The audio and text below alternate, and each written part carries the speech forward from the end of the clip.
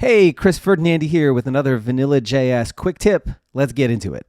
To create a revealing module pattern, you assign an immediately invoked function expression, or IFE, to a variable.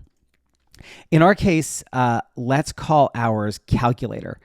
You then place all of your functions inside the IFE. So here I have copy and pasted the add, subtract, multiply, and divide functions inside this function. At the end of your code, you return an object with each of those functions in it as a property.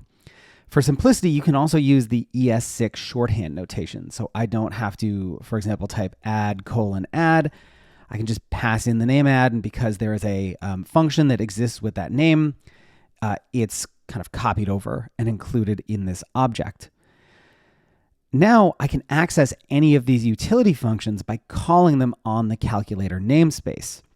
So I can say calculator add and pass in some numbers, or calculator subtract and pass in some numbers.